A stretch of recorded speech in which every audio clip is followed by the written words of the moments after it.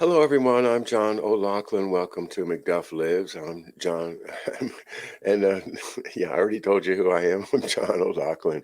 It's April the 4th. Well, it sounds like I must still be on April the 1st, but untie my tongue and start over. And so here we are at McDuff Lives, and yeah, we're on McDuff Lives 2 on YouTube. McDuff Lives 1, my Prime channel, got struck in its entirety yesterday.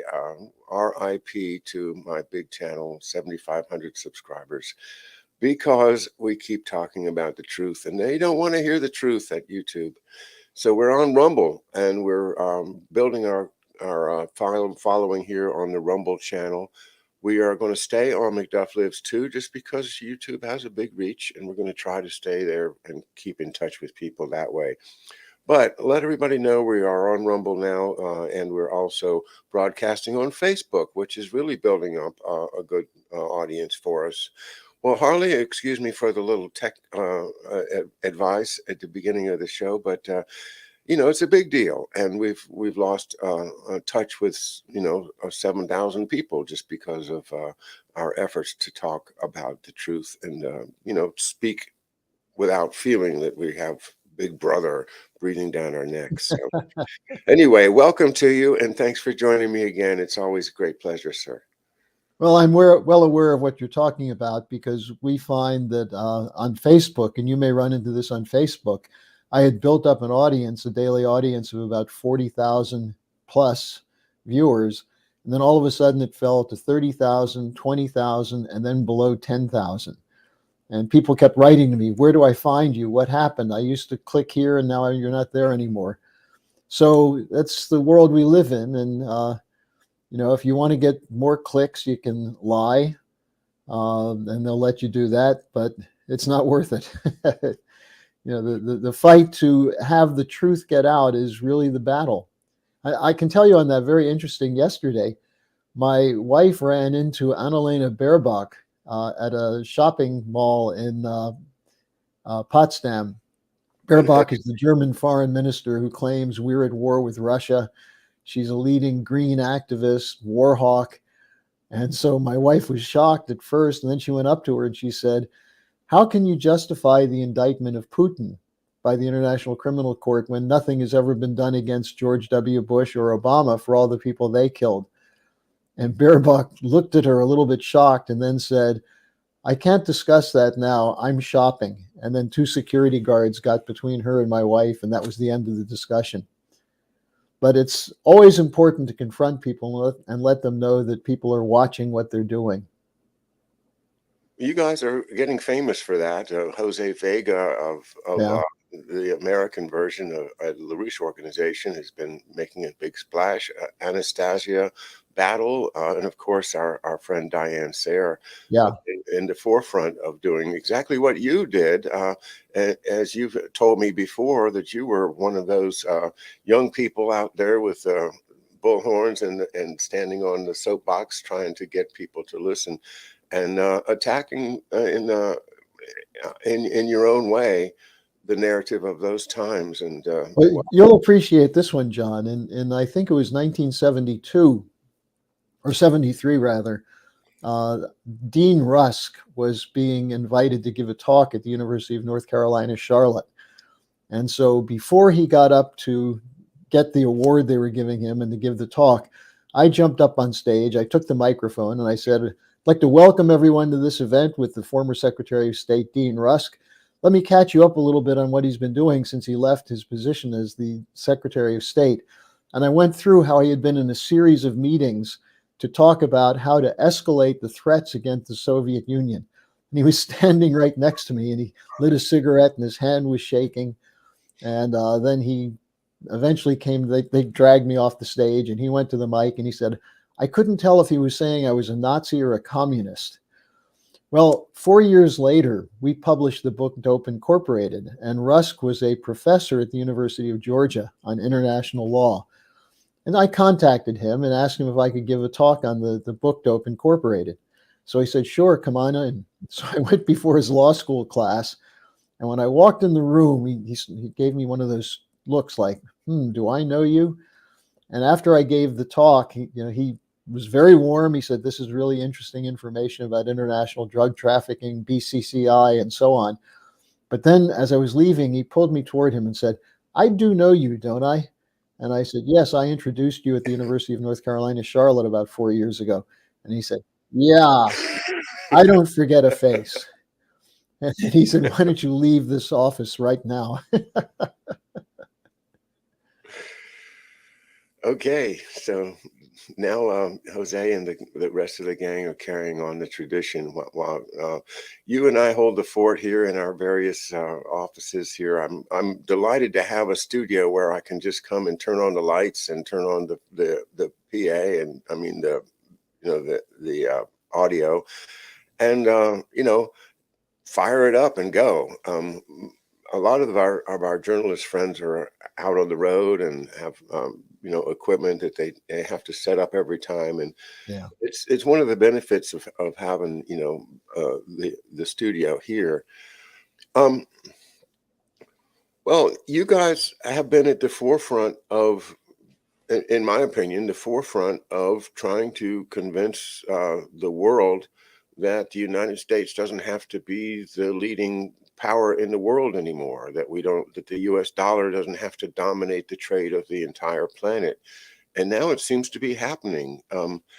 Is it going in a safe and predictable way? Is it going, or are we still in a danger of things running off the rails in terms of perhaps a major bout of inflation or a stock market crash or anything that could really just destroy the future for generations? Well, as long as the crew that's controlling Biden and Blinken and Sullivan and Victoria Nuland and the Sunak government in England, as long as they are in power, they're going to continue to do what they can to protect their order, which is collapsing. Biden can walk around talking about the rules-based order all he wants, but now he's ordering countries to do things that they're not going to do. For example, the Biden administration and the British government told the Saudis, keep oil flowing. And the Saudis yesterday did a surprise announcement that along with Russia and some of the other nations of OPEC Plus, we're going to cut oil production to have the prices go up a little bit. Now, this panicked the forces in Wall Street, City of London, because they're trying to lower inflation, which means they want some other country to pay for the inflation that's caused by the United States and Western Europe. But the Saudis said, no, we're not going to do that. And this is occurring at the same time that Brazil has just worked out an arrangement with China to increase their trade via the Chinese yuan. That is, the yuan is becoming increasingly a convertible currency that's involved in financial settlement, replacing the dollar. This is also the same thing with the Saudis taking the yuan for oil. There's a meeting going on today of Russia, Syria, Iran, and Turkey to discuss stabilizing the situation in Syria, which includes, by extension, the Chinese-Saudi-Iran agreement. So we're seeing this erosion of the rules-based order, not because countries are against the United States, they're against the U.S. demanding that every country adhere to the rules coming from Washington and London. And those rules are that the center of world power has to be Washington and London and Brussels now, and that every other country has to go by their rules. Now, in 1990-91, after the collapse of the Soviet Union, they thought they could get away with that. And what they tried to do is to loot Russia, grab the raw materials. The people who are Russian oligarchs today mostly came in as oligarchs with the backing of Western finances that enabled them to have the money to buy up the privatized Russian raw materials. So they had their way until 1999, and then Putin comes in. And Putin said, we've got to reverse this. Now, he didn't say we've got to reverse it because we're anti-American. He said, we want to work with the United States to develop our country. We thought that's what you wanted to do. Well, that's not what the United States wanted to do under Bush or Clinton or second Bush or Obama. or Trump or Biden. Instead, the policy has been to weaken Russia as much as possible, and if possible, to break it up into smaller republics so the raw material wealth could be privatized and grabbed by Western interests. And that's what the Ukraine war is about. And John, this is the interesting thing. I think I told you, I just did an interview with a Lebanese television station. I do interviews now in South Africa, Algeria, Brazil, all over the world, Pakistan. And these other countries all know what I'm telling you right now. They know the United States is declining because of the stupidity of Western economic policy. Instead of looking for mutual beneficial cooperative relationships, the way the Chinese are, at least to some extent, the United States is still insisting on the old colonial ways. And the rest of the world is moving away from that, especially because they see Russia and China as standing firm in not willing to give up their sovereignty. So yesterday there was a meeting in South Africa where the South African foreign minister announced that there will be the next BRICS meeting, which will be in South Africa, will take up the question of what can these countries do to get a negotiated settlement in Ukraine. Meanwhile, Stoltenberg, the NATO General Secretary, is running around Finland, Sweden, South Korea, talking about how NATO is going to stop the aggressive Chinese and the barbaric Russians, and the rest of the world is not buying it. So this led me to do some research on where this whole idea of the Summit for Democracy came from and the rules-based order. And so perhaps we can get into that a little bit in the discussion today. Yeah, there's so much going on at once, but that does address my question in terms of, yeah, the we're over the watershed now. I think we're now in a time of the decline of the U.S. as the unipolar center of power in the world. And, that raises the question, will the sovereignty of the United States survive? You and I have talked many times about how Great Britain over the centuries, over the past, 200 and so however many years, has made repeated attempts to draw the United States back into the fold of Great Britain and its financial, oligarchical financial system. And now one could look at what's happening now as possibly a very deeply contrived plot, once again, to take the United States off the playing field. What do you think of that? Well, you hear that quite often, but I don't think that's quite what they have in mind, because it's U.S. military power which allows the dollar-based system to continue to function. The U.S. and NATO, when countries move away from that, or when countries question whether they should go under International Monetary Fund rule or not, when they start talking about doing trade outside of dollars, they end up getting crushed, as we saw happen with Iraq, because Saddam Hussein was talking about that. He was talking about a gold-backed petrodollar, but except not with the dollar. Gaddafi was talking about an African-based currency. We see that discussion going on now in many other parts of the world. So that would take away the power of the dollar, and that's been upheld so far by the willingness of the NATO forces and the United States to go to war against countries that resist giving up sovereignty. Now, the problem is, what happens if the U.S. ceases to be a military power, if the U.S. falls apart? Which, we're going to see something interesting over the next days and weeks. What happens with the Trump case? Here's, of all the things you could try Trump for, trying him on this Stormy Daniels payoff is a mockery of the U.S. judicial system. I mean, the idea that someone like George W. Bush could lie us into a war that cost upwards of $1 trillion, many U.S. lives, over 1 million Iraqis killed, and he's never been brought to trial. But Trump could be brought to trial over paying off a porn star and possibly not doing it according to the FEC regulations. It makes a mockery of the U.S. judicial system. Same thing with the International Criminal Court. indicting Putin for bringing children from Ukraine out of a war zone into safety in Russia. So, I think when you look at these things, what we see is that the United States is in danger. As much as we talk about the rules-based order, where does the United States abide under international law? We violate international law whenever it's in our interest. And do the American people have a say in that? Well, we vote for candidates, but both parties, all the candidates support the same policy. So, in a sense, it makes all Americans responsible for the crimes being committed in our names. So, it's about time that we joined the rest of the world and said, we're not going to go along with this anymore.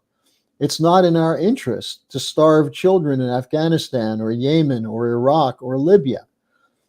It's not in our interest to have an ongoing war in Eastern Europe on the Russian border. It's not in our interest to spend hundreds of billions of dollars in weapons that we hope we never have to use. So, the question is, when will the American people speak out against this system? And we see what's happening in France. There's chaos in France. In Belgium, we had the same kind of thing 2 weeks ago with a large farmers demonstration that almost ended up in a shooting match with police and National Guard that wouldn't allow them to bring tractors into the city where the demonstration was taking place. So, and look at Israel, the so-called democracy of the Middle East, where when people are insisting that some semblance of democratic government be kept in place, Netanyahu tries to sweep it away, and close to 1 million people go out into the street. So the question is, will any nation survive unless we get out from under this bankrupt system? And that's what's starting to happen. The rest of the world is saying, we don't want to be a part of this anymore. And so they're looking for an alternative to the SWIFT system, which is the currency settlement body that you have to go through if you're going to trade. Well, the Chinese are setting up an alternative system. Blinken's going nuts over this. How dare they do that? They're going outside the rules-based order. Well, the rules-based order says you stay by the rules or we'll kill you. So some governments are saying, well, we're not going to do that anymore. And that's the change. And Americans should not feel threatened by it because our interests are not served by the people who are running the United States. Let's go back to NATO for a second. I was very interested to see Helga Zepp-LaRouche on Twitter yesterday suggesting that Ilsa von der Leyen, which is it? Von der Leyen, I think. Von der Leyen. Yeah, thanks, von der Leyen. She is a candidate now for the leadership of whatever the president of NATO is called. And Helga's comment was, is this a poison pill? Is she a poison pill to signify the end of NATO? And I thought that's very interesting. I said, yeah, she knows a lot about poison pills. And my idea of reference was to her husband and the contracts that have been let for the various vaccine products. But in terms of the comment itself, suggesting that NATO is going to end, if NATO seriously gets defeated in this war in Ukraine, and they might get, like Scott Ritter has said, that U.S. and everybody is pretty much using up all their military stocks. They're not going to be able to sustain a long war the way Russia can. And so if indeed, as you say, NATO is what sustains the dollar and NATO falls, if you're right, then what happens to my savings account? What happens to my dollar? I'm afraid that we're getting set up here to turn America into an economic wasteland. Well, in many ways, if you've been following closely what's happening with these train derailments, there's been one a week. And when Buttigieg was first asked, why didn't you go directly to East Palestine? He said, well, we have these all the time. I can't go to every place a train derails. Yeah. Now, when the Secretary of Transportation makes a statement like that, you have to ask, what's his role? Why isn't he doing something about it? Why isn't he speaking out against the antiquated rail stock that we have? You have in China 40,000 kilometers of high-speed rail, the trains going 250 to 300 miles per hour. If a train does that in the United States, it's going to be on its side in about 10 blocks. So, when you talk about the U.S. declining, we see the scores of U.S. students, young people, compared to the international students on math and science. And the U.S. is near the bottom in the advanced sector. You look at nutrition, you look at the decline of life expectancy in the United States, areas where we used to lead the world, and we're losing it. Now, that's not an accident. That has a lot to do with the shift from an industrial, productive, physical economy into a casino speculative economy, which is what we have right now. And the danger that you're alluding to is not simply that we'll have anarchy. It's as people lose their ability to stay in their homes. And, there are a lot of homeless now, but we saw 7 million families lose their homes after the 2008 crisis. That could happen again. We're on the edge of something like that. We have breakdowns in power lines all over the country. So, if the United States really wishes to be a leader in the world, and there's no reason why we shouldn't, not because of our military strength, but because of the ability to translate scientific research and technological development into increases in productivity. That's what produces wealth, not being able to pick the right number in a lottery. And too many Americans have gotten used to the idea that getting rich is a matter of luck at the casino table, as opposed to building something, creating something new. And so, we're really in danger, not just of losing world leadership, but of losing the country. So I think this is part of the message that Helga is bringing out with our string of conferences that we've had. Let me just say one thing on this Ursula von der Leyen discussion. Part of the reason her name was floated is that the name that was brought up before her was the candidate for NATO General Secretary. Stoltenberg is the General Secretary, is Chrystia Freeland, the Vice Prime Minister of Canada, who's descended from a Nazi publicist in Western Ukraine, during the World War II for his collaboration with the Nazis. That's her grandfather. And she defends the Azov Battalion and the neo-Nazis in Ukraine today. So I think some people in NATO said, we better find someone who's a little less controversial. Now, if you look at von der Leyen's record, she comes from an oligarchic family.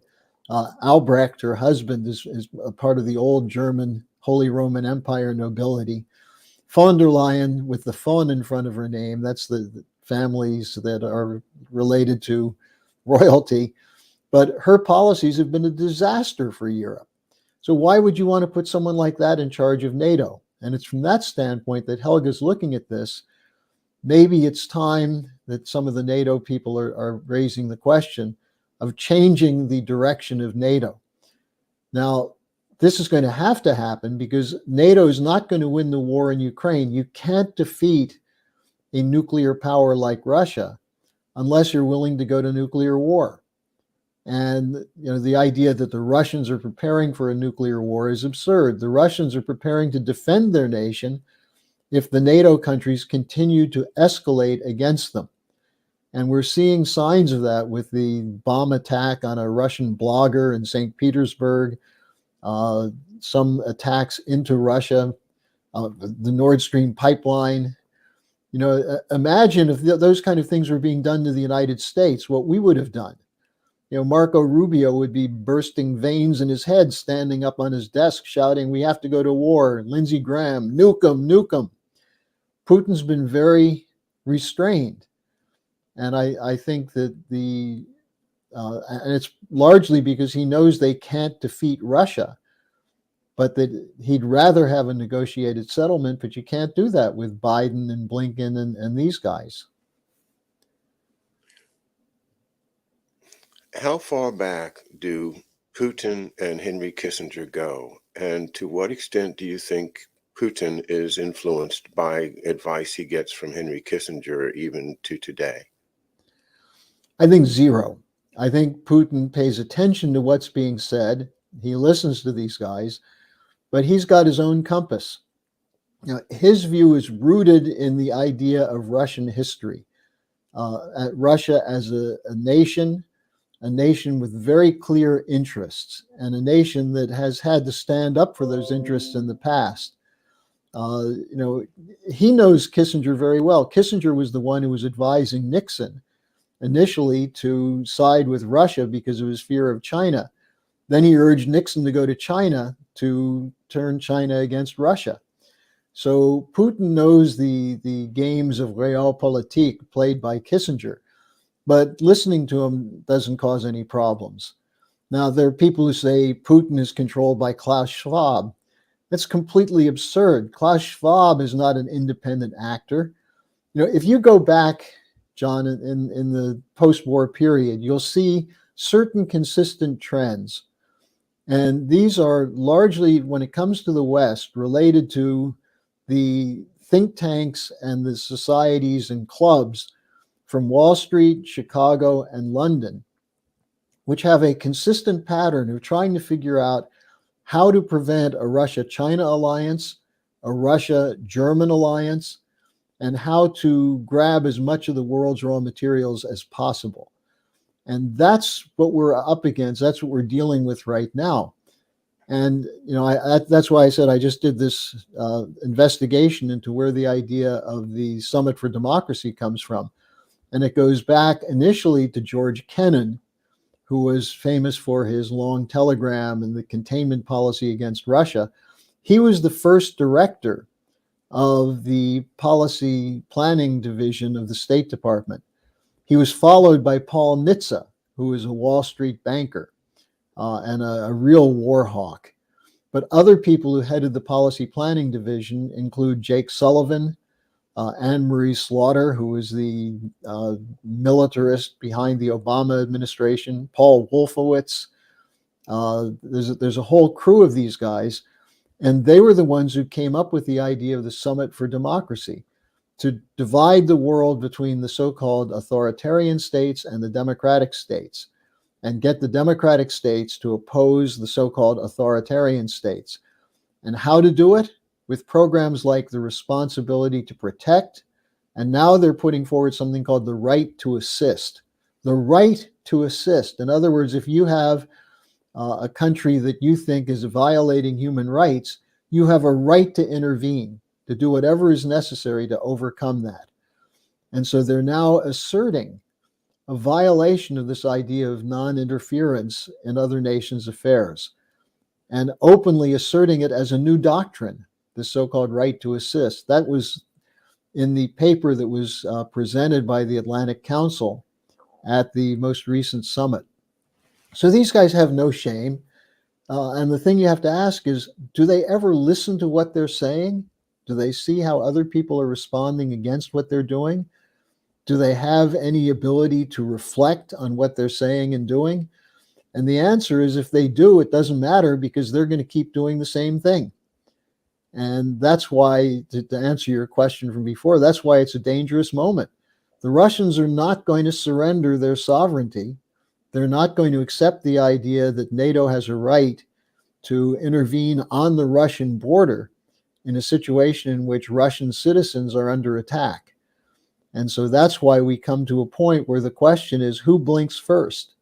What happens if there's a confrontation that leads to an accident that could become a nuclear war? And that's the danger we face right now. And it's not Russia that's causing it, it's NATO. Indeed. And NATO is a huge problem. And the Atlantic Council, as you say, that's the philosophy that you just stated, that the whole world is going to have to follow the rules-based order, and who gets to set the rules as well as us, because we're the ones that provide the order. Um, and that, has been consistent, since World War II, that we see this estrangement, this Hegelian division of the world into, Yeah. so-called democracy, so-called totalitarian or fascist, or whatever the bad guy name is of the moment. I guess right now that name is Russians, Yeah. the bad guys. Well, Yeah. um, in merging, trying to get a world that doesn't have that division in it, as this Ukraine war shows the limits of NATO power and also the limits of Russian power, because they are being stretched as well to keep this horrible meat grinder going. But if the solution of it is something that keeps NATO in place, then the dollar looks okay, but still, we've still got the NATO problem. We've still got the problem of these economies are based upon war materials. Well, And and the dollar is not okay, John, because what the dollar right now, if you look at what happened with Credit Suisse, for example, or First Republic Bank, or any of a number of other banks that are in trouble, Deutsche Bank, they're not in trouble because of excessive defense spending or one or a simple cause. They're in trouble because of a decision that was made to undermine the physical productive capacity of the economy mhm, and replace it with a system of speculation. And the speculation depends on constantly having credit available to back up the face value of financial instruments that may have nothing behind them and have no intrinsic value on their own. And once you have that, that's a built-in inflationary problem. Now, the way you can keep the system going is basically stealing cheap resources and cheap labor from around the world or from within your own country. And that's what ends up destroying empires. When you start turning your own country into a bunch of fat, lazy, brain dead citizens who just go along with this as an imperial policy, that's what killed off Rome. That's what ends destroying empires, where the base of the empire no longer produces, no longer has a capability to back up the military power. You see it in terms of the problems they're having with recruitment to the military. They're rejecting nearly 50% of people who come in to sign up. These are people who go in to sign up who are being rejected because of obesity, physical problems, and so on. So what do we have in our population? If you're going to be a world empire based on a military like Sparta, you need to have a Spartan lifestyle for your citizens. And if you don't have that, you can't sustain it. Now, what we're doing in Ukraine is we're using the Ukrainian population as the sledgehammer against Russia. And this is running into limitations. Namely, they're killing off military age people in Ukraine. Ukraine is running out of equipment. NATO is running short of ammunition. Are we going to turn what's left of our industry in the United States into producing artillery shells to fight Russia? Well, what happens then with supply chain breakdowns? What happens if we say to China, we're cutting you off, which is essentially what Biden is moving towards? And that's the point at which Europe may break from the United States. There's a huge fight over what the relationship with China should be. Should NATO be extended to the Indo-Pacific region, the so-called global NATO, the AUKUS agreement, Australia, UK, US? Do we really think we can beat China in a war if we have 5 nuclear subs run by Australians? This is where you see the delusion of the utopian planners in the military. And the question then is, do the Chinese want a war with the United States? I would say no. The Chinese are too busy trying to produce things, trying to figure out if they can get helium from the moon to use to produce nuclear fusion power on the Earth. And what are we doing? We're doing everything we can to sabotage cooperation with China. Going so far as to shut down TikTok because we're afraid they're going to use TikTok to spy on us. Well, I have other reasons for shutting down TikTok. I see what the content of most of it is, and I think it's destroying the minds of young people. But the idea that by putting a limitation on Chinese technology, that somehow that's going to automatically build up American technology, I don't think we have the capability to do that right now. So there has to be a complete rethinking in the West about the means for durable peace and survival. That's what we're doing with our conferences. We have another one coming up on April 15th and April 16th on the basis for that we're at the end of the road for the dollar system. What are we going to replace it with? And that's going to be a 2-day conference on the 15th and 16th of April. You can register for it at theschillerinstitute.com. And I would really urge people not just to register for it, but get some of your friends to go and listen to the discussion. We have people from every continent in the world except Antarctica.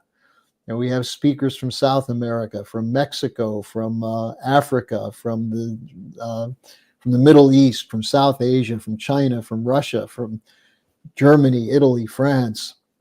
We're building an international movement around these ideas of physical economy. And John, what's amazing to me is how well known Lyndon LaRouche is in the rest of the world, whereas in the United States, people only have a vague idea that there was something bad about LaRouche from all the slander and attacks on him. But around the rest of the world, people know LaRouche was the one who came up with the idea of the Strategic Defense Initiative, that he presented the alternative to the IMF and so on. So we've got to get a breakthrough in the United States while there's still a chance. I am always awesome to read Lyndon LaRouche's essays, and there's a great many of them at the larouchepub.org website for folks. Just any of them is worth reading. Truly a genius, and somebody that tried as hard as he could to point us the right way. It just doesn't. The financial system just doesn't want to go there. They're locked into this speculative investment cycle, and as long as they have control of the levers of power, as we say, it's the cartels, it's the banking cartels that run the governments right now. Would you agree? Yeah. Oh, yeah. Well, look, the Financial Times had an article today which quoted the top financial analyst at the Royal Bank of Canada, who said the unipolar order is over. And this is now being said increasingly. Look, Handelsblatt, the business daily in Germany, had a column yesterday saying that maybe we should go back to Glass-Steagall.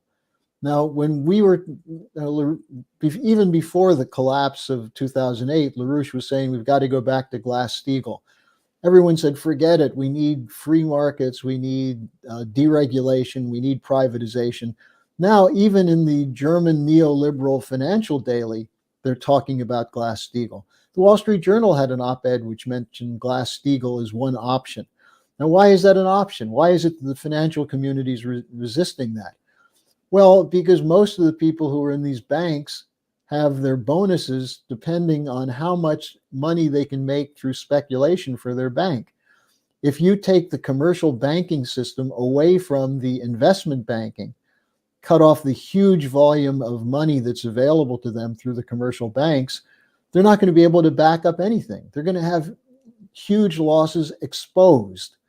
And then the question is, will the FDIC and the US federal government back them up with bailouts, or will they let them collapse? And what LaRouche always said is, well, you could put them through an orderly reorganization, but if you don't, they're going to collapse on their own weight at some point. So when you raise the question, well, what about my pension? Everybody's pension is at stake. And the reality is, if you actually look at what's backing up where your pension is, whether it's an investment bank or a hedge fund or wherever you put your money, if you look at what they're actually holding in the basket that supposedly represents your life savings, what you find is that it's invested largely in speculative instruments that are losing their value. And so if one person has to cash it in, they can do it. If hundreds of people or thousands of people or tens of thousands of people move to cash in what they're holding, then there's no way they can do it. because they don't have access to the cash short of quantitative easing. And there's a limit to how much funny money you can pump into the system without causing a hyperinflationary blowout. So sooner or later, we're coming to a moment of reckoning. The question is, do you want it to be an arbitrary decision of the people who caused this crisis deciding who gets paid and who doesn't? Because you know what they're going to say. They're going to say, we get paid first, and the rest of you can go out and live under a bridge. Or will the people say, we're not going to let you steal from us, steal the future from our children and grandchildren.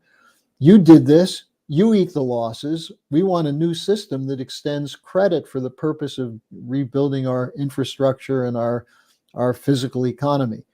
That's the fight that we have ahead of us. And it's going to take a lot of Americans waking up to the fact that they're living in an illusion, that we're the world superpower, we're the good guys, we're the ones who have everything that we need. We don't. We've been living off the rest of the world, and we're coming to the moment of reckoning. Somebody's going to end up holding worthless paper. We, the citizens of the United States and the world that have US dollars in our wallets and in our bank accounts, we may be the ones holding useless paper. On the other hand, from what you're proposing, the people that are holding onto derivative certificates are going to be the ones that are holding worthless paper. I think it's one way to look at it is who's going to be holding the worthless paper? Is it going to be us that have supported the US dollar through our sweat and our lives and our careers and our beliefs in it? Or is it going to be them who have speculated and done everything they can to deprive us of the value that we've earned during our lifetimes? Let me just extend that point a little bit, John, because the people who are holding the derivatives are able to use their holdings to get the stream of cash coming from the Federal Reserve and the central banks based on the holding of derivatives, that if they go under, the whole system crashes. That's what it means to be too big to fail. Whereas the average American who may have a few $1,000s, maybe even $50,000, $100,000 in the bank, they're not too big to fail. And they can be wiped out and no one would miss a beat. So it is a question of, do you have an organization which is based on something that's just, that is, the people who caused the problem pay the price, or do you have the misery shared by hundreds of millions of people who had nothing to do with the policy except that they acquiesced to it? And that's the problem, because people who have seen their stock valuations go up are still saying, well, I don't see the danger in the system. Biden says, I don't believe Biden, but he says the banks are fundamentally sound. So did Janet Yellen. Well, it's interesting. The day Janet Yellen said our banking system is fine, Moody's downgraded the whole banking system from stable to negative. In Europe, when they say, don't worry, Credit Suisse has now been taken over by Union Bank of Switzerland, and the government came up with 200 billion euros to bail it out. The US is promising unlimited dollar backing to every central bank in the world. So therefore, we're okay.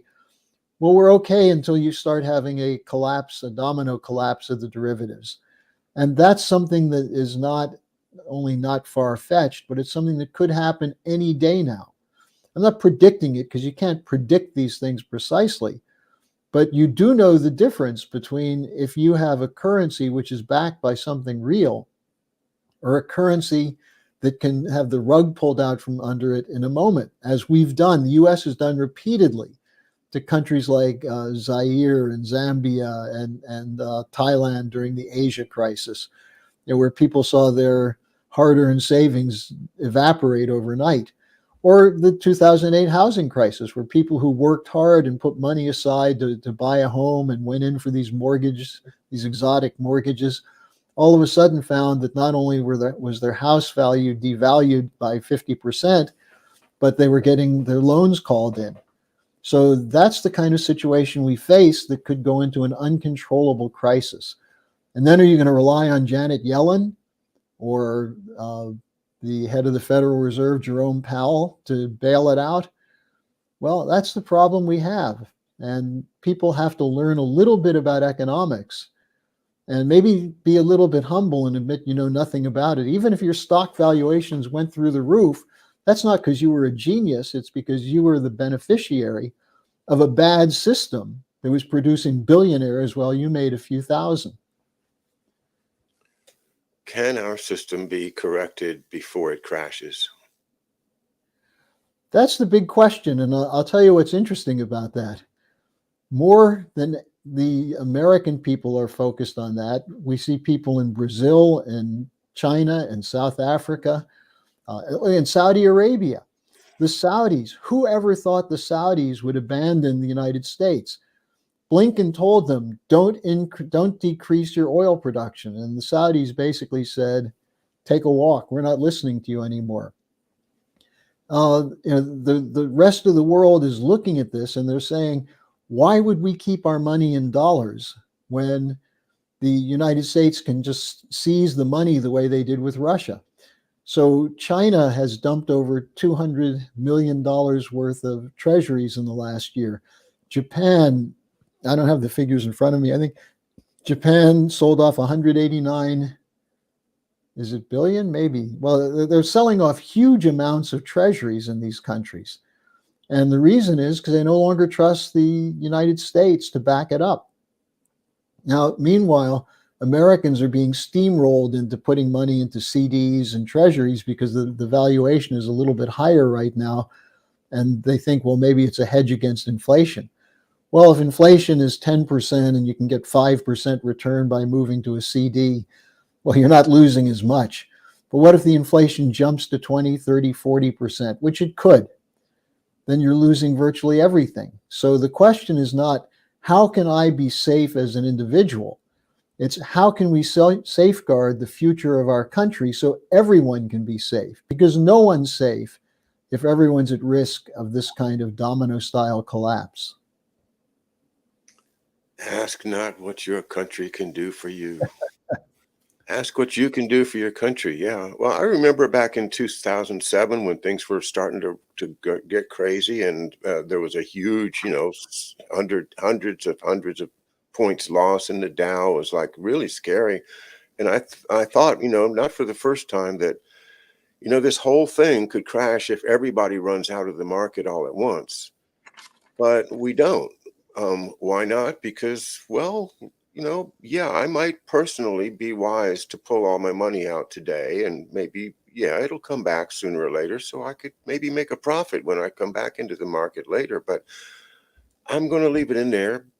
Number one, because I'm lazy, but but more importantly, I think in my gut, it's the right thing to do. It's the right thing to keep the dollar being supported by us, the people, we the people. That's our money. And when we start being told on the news that no, it's not the world's currency anymore. No, the Saudis are gone. When the Saudis leave, that tells me Henry Kissinger's deal is over. That's And a red warning flag going up in the air. John, I found the figures I wanted to cite for you. yeah, In 2022, Brazil sold off $22 billion of U.S. Treasury holdings. Last month alone, they sold off 21 billion more. So a whole year, 22 billion. Last month, 21 billion. Bank of Japan sold off $189 billion of its Treasury holdings. China, 170 billion of its Treasury holdings. These countries are minimally, you could say they're diversifying, but they're showing a lack of confidence in America's political and economic leadership. But the Chinese know very well how much they supply to the US economy. And they were very happy to do that for a while. In fact, they did it to their own benefit because their country advanced economically. But they didn't advance because of speculation. They advanced because they used something closer to the old American system of banking, where credit is meant as a way of facilitating innovation, new advances in plant and equipment, job training, education. Whereas in the United States, banks use the Trump tax cuts. I mean, corporations rather use the Trump tax cuts to buy their own stocks, to artificially prop up their own stocks because the executive bonuses depended on the performance of the stock value. So that's the difference between a pure monetarist fixation, monetarist ideology, and the idea of a physical economy. That's not to say China got everything right, because they had some speculation that got built into their economy, partly because of their connection to the United States. But they're moving to fix that now. We're not fixing it. We're doubling down on it. And that's where the problem comes in. Geez, if we win, though, I mean, we'll be rich, 'cause if we win the whole world, right, then all of those, gnashing of teeth will be for naught, because we'll know that we are going to win. Not only will we own the earth, we'll own the moon, we'll own the planets, we'll own the whole universe. And so we should all, be happy that we do have our investments in the US dollar financial system. But seriously, and I'm so glad you're going to have a conference on it on April 15th and 16th. To me, it sounds very reasonable that we could come up with a basket of value, something, some platinum and some, items of food and stuff that's, always going to have its value, and, a whole bunch of stuff. And we could just call that the new currency and carry on from here and forget about the dollar. And a lot of people think that that might actually work. I don't. I think it's scary as hell, the idea that we would just suddenly start handing script back and forth or something. But on the other hand, the only other alternative seems to be a central bank digital currency, which is really, really acting like it's got a tremendous momentum. The banks want it, and Klaus Schwab wants it. And yes, I would love to just stand here and laugh at Klaus Schwab, but Klaus is, he was an acolyte of Henry Kissinger in the 50s, right?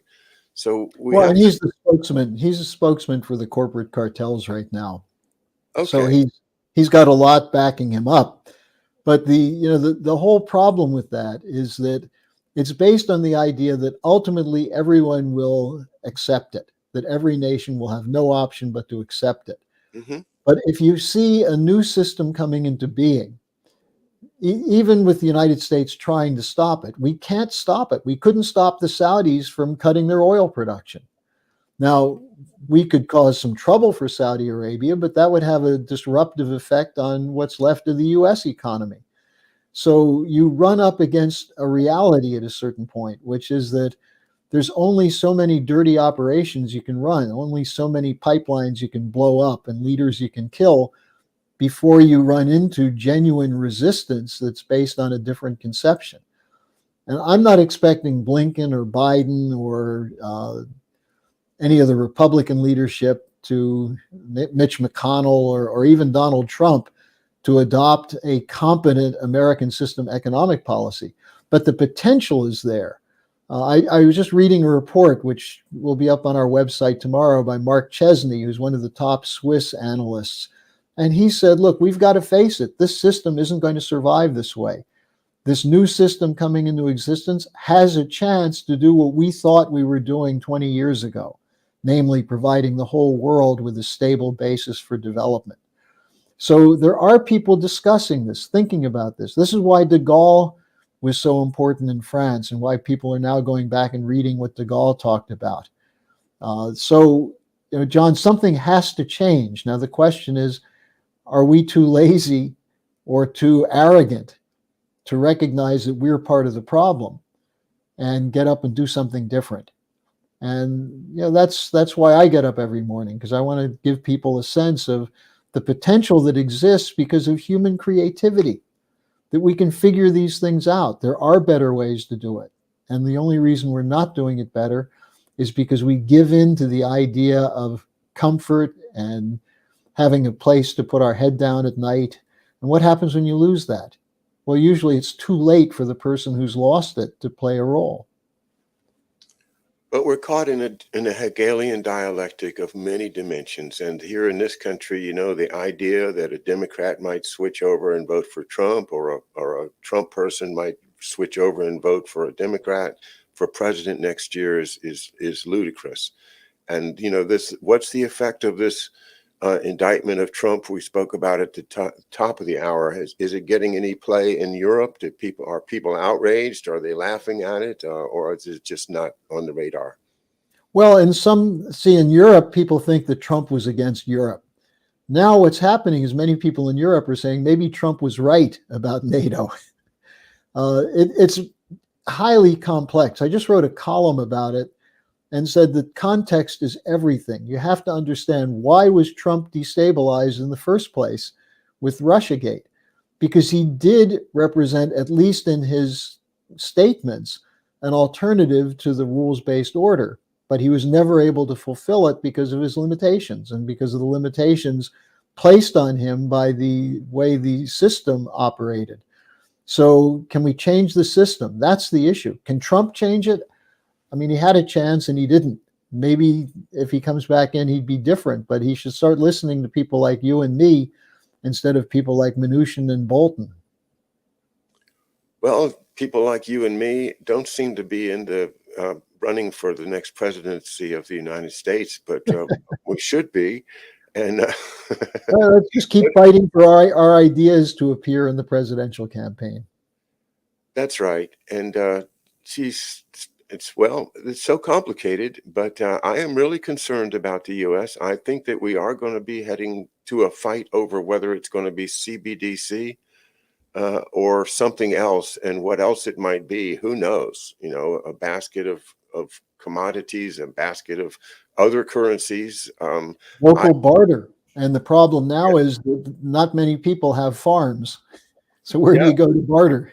Exactly. Yeah, that's the whole problem with money in the first. That's why we needed money in the first place. Is how do you get the food to the city? You got to pay the farm workers somehow, and that's money is good, but financial systems are easily abused, and obviously we're at the end of a huge cycle of abuse. Thank you very much, Harley. Okay, John. Good to be with you again. All right. All the best to you and everyone. See you soon. And don't forget, April 15th and 16th, you can find it at the schillerinstitute.com, the registration form. Online conference.